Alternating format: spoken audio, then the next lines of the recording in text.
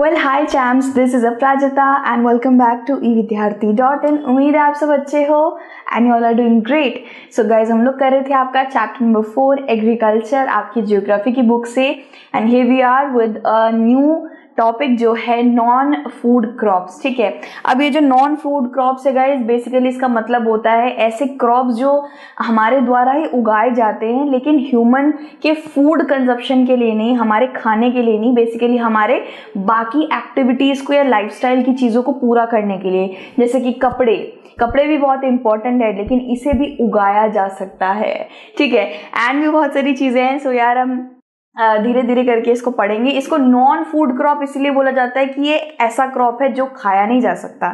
ठीक है, तो सबसे पहले यार मैं ये जो हम पढ़ने वाले बेसिक जो हम पढ़ने वाले इसकी फोटो सबसे पहले मैं आपको दिखा देती हूँ।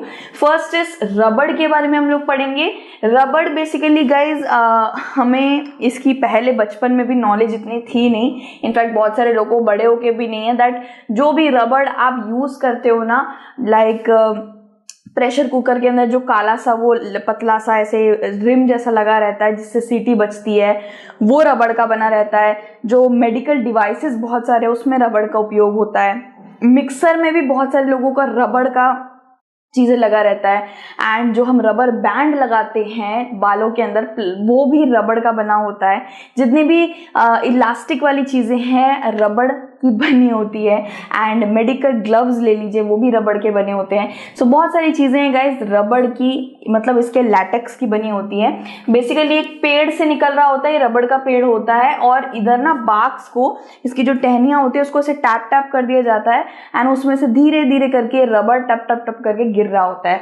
बेसिकली ये डायरेक्ट यूज नहीं करा जाता है, this is only just latex. फिर इसका बाद में बहुत सारे प्रोसेस से गुजरने के बाद वो रबड़ बनता है।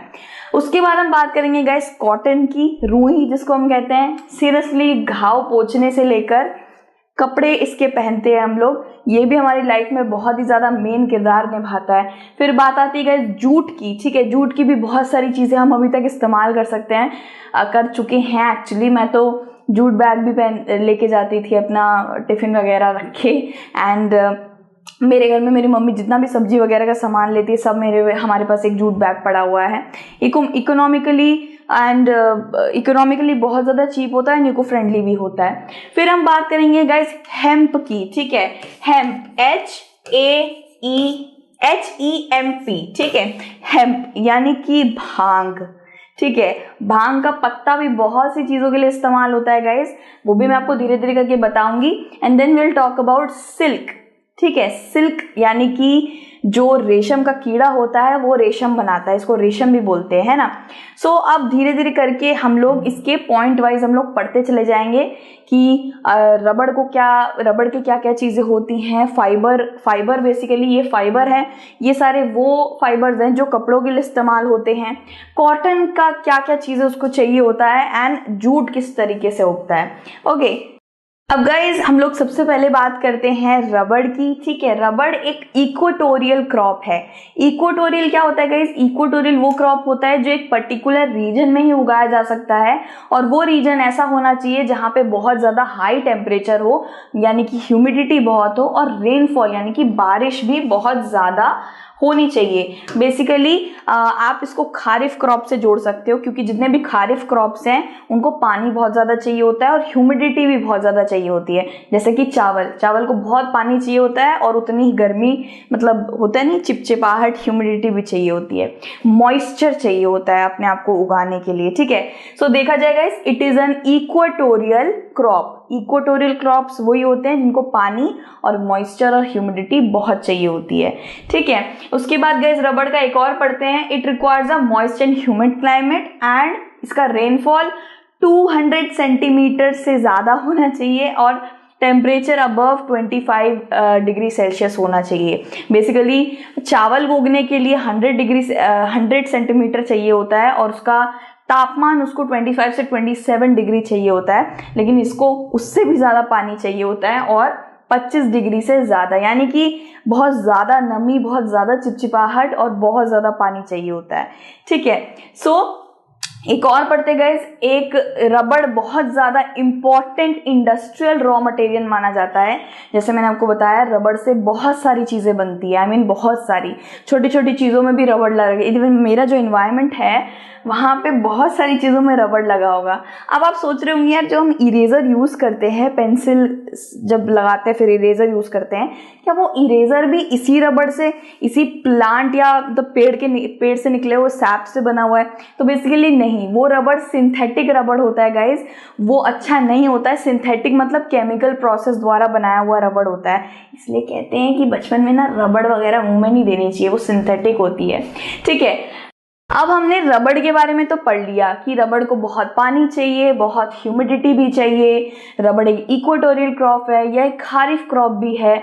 और रबड़ मेडिकल डिवाइसेस के अंदर, मेडिकल ग्लव्स बनाने के लिए, रबर बैंड नहीं, मैंने बोला रबड़ नहीं लगा रखा, तो बहुत सारी चीज़ों के लिए यूज़ होता है। ठीक है, अब हम बात करेंगे फाइबर्स की। बेसिकली ये वो फाइबर हैं जो हम इस्तेमाल करते हैं हमारे कपड़ों के लिए। फॉर एग्जाम्पल, ये जो मेरी टी शर्ट है, कॉटन की टी शर्ट है, एंड बेसिकली सबसे पहला हमारा फाइबर का नाम कॉटन ही है। एंड फिर आता है जूट की बारी, हेम्प एंड नेचुरल सिल्क। ठीक है, सो बेसिकली सबसे पहले हम जूट कॉटन की बात करते हैं। कॉटन गाइज देखा जाए तो कॉटन का कपड़े जो होते हैं बहुत ज़्यादा लाभदायक होते हैं, क्योंकि कॉटन के अंदर बहुत छोटे छोटे होल्स होते हैं, बहुत ही ज़्यादा छोटे माइक्रोस्कोपियल होल्स होते हैं। और हमें बोला जाता है कि समर्स में कॉटन के कपड़े पहनिए, क्योंकि उससे वो छोटे छोटे होल्स ना हमारी सारे पसीने इन सबको सोक आउट कर लेते हैं। ठीक है, सो कॉटन एक पूरी तरीके से नेचुरल एजेंट है, क्योंकि अभी के वक्त पे देखा जाए तो बहुत सारे सिंथेटिक फाइबर्स आ गए मार्केट के अंदर। पॉलिएस्टर, लाइक्रा, रेयॉन कहते हैं सॉरी उसे, तो ये सब आ गए हैं और ये सिंथेटिक फाइबर्स हैं, यानी कि ये नेचर द्वारा नहीं बनाए गए हैं, इंसान द्वारा बनाए गए हैं, तो ये हमारे लिए बेनिफिशियल भी नहीं होते हैं।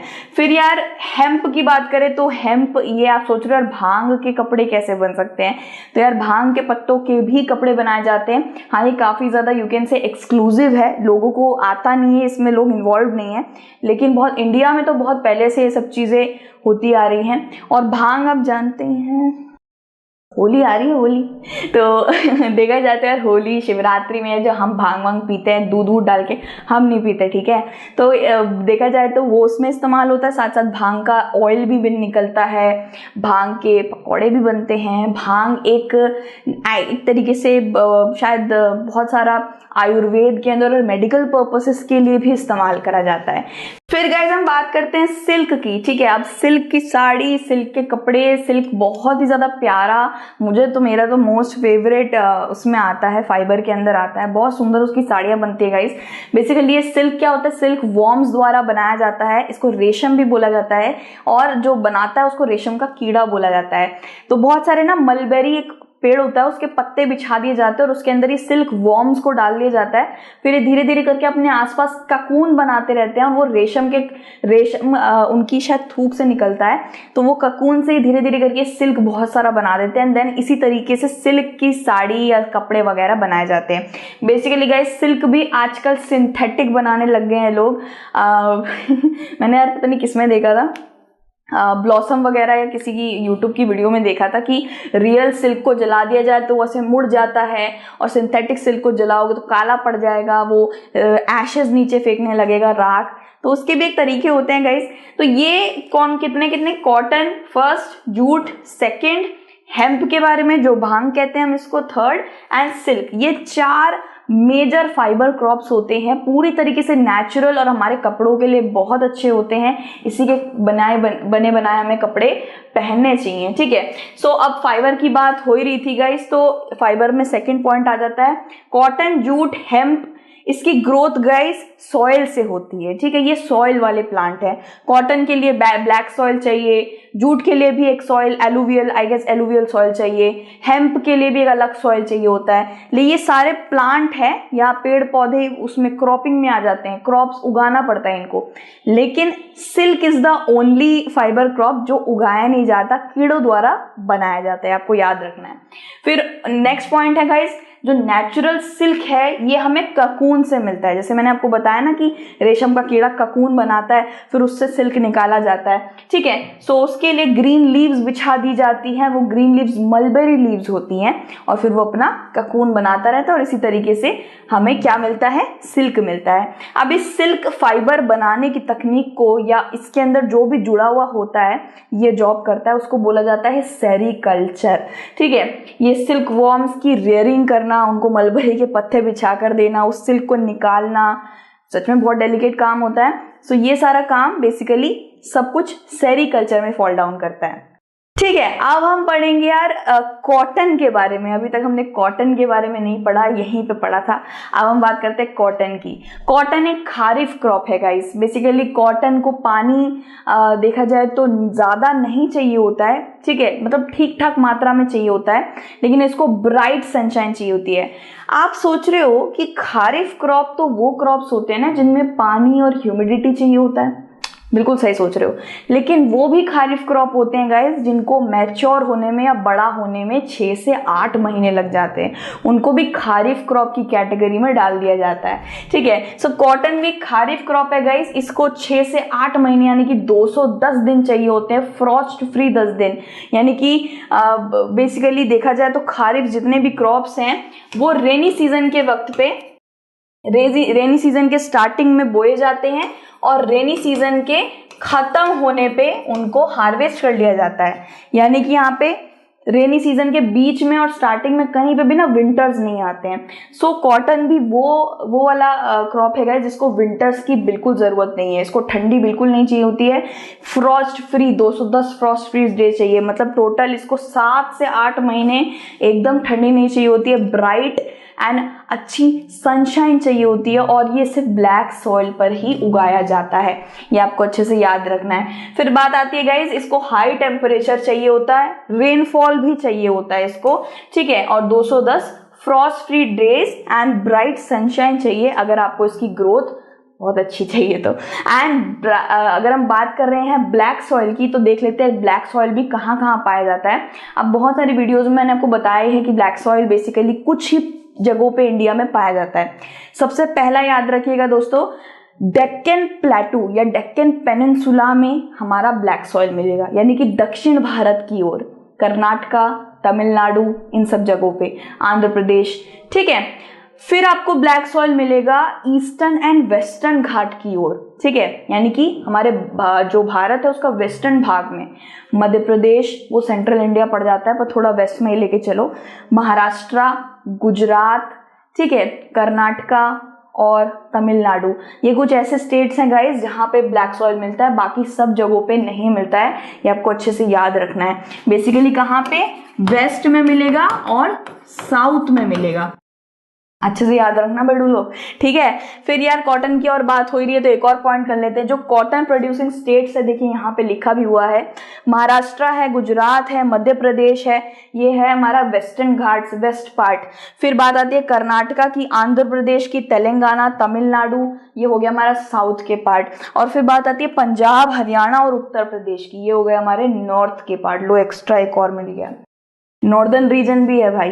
यार अब हम बात करने जा रहे हैं जूट वाले क्रॉप की। जूट बेसिकली ये बहुत ही ज्यादा कॉमन क्रॉप है, इसको बहुत ज़्यादा मात्रा में उगाया जाता है, जूट का बहुत बड़ा प्रोड्यूसर रह चुका है इंडिया। और अगर देखे जाए तो जूट के पर्दे बनते हैं, जूट की बोरियां बनती हैं जिसमें आलू भरे जाते हैं या फिर जिसमें कुछ भी सामान भरा जाता है।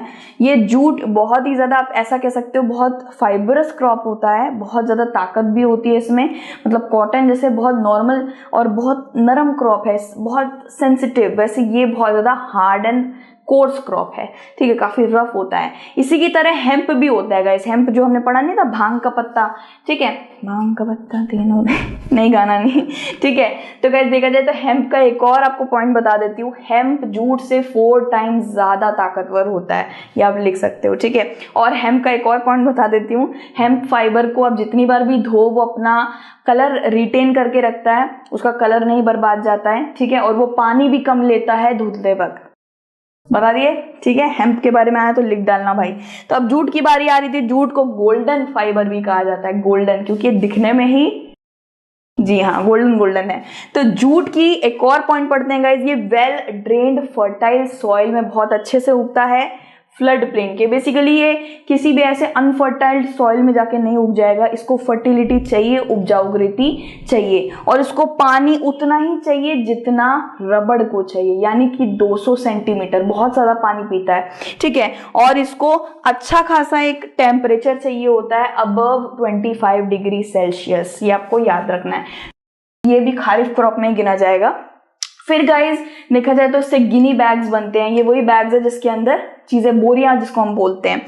फिर बैग बनते हैं, मैट बनते हैं, रोप बनती है। रोप कैसे भूल गए यार, रोप तो बहुत इस्तेमाल होता है, आई थिंक मेरे घर में अभी भी पड़ा होगा। यार्न बनता है, यार्न बेसिकली इसके धागे भी बनते हैं, धागों से बुनाई होती है, कारपेट्स बनते हैं बेसिकली। और ये एक ऐसा है ना कि इसका मैट बनाओगे ना और इस पे पानी के गीले पैर लेके बैठोगे, पैर लेके जाओगे तो बड़ी जल्दी पानी सोख लेगा, ठीक है। एंड अदर आर्टिफैक्ट्स, इससे बहुत सारे आर्टिफैक्ट्स भी बनाए जाते हैं, इवन इयररिंग्स भी बनाने लग गए यार आजकल, ठीक है। जूट के ऑर्नामेंट्स भी बनाने लग गए आजकल, लेकिन वो चुपते होंगे आई गेस, नहीं उनको फ्लरिश अच्छे से फर्निश कर दिया जाता होगा, ठीक है।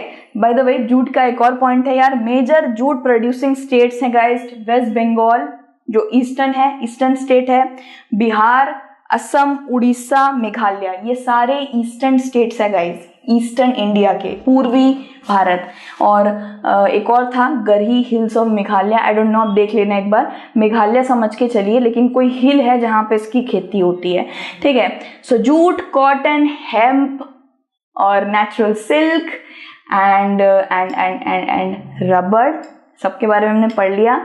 ये थे हमारे नॉन फूड क्रॉप्स, यानी कि ऐसे क्रॉप जो उगाए नहीं जाते खाने के लिए, ठीक है। सो उगाए जाते हैं पहनने के लिए, किसी और यूज के लिए। बेसिकली दूसरा हमारा टॉपिक होगा टेक्नोलॉजी एंड इंस्टीट्यूशनल रिफॉर्म्स, दूसरी वीडियो में करेंगे यार इसको।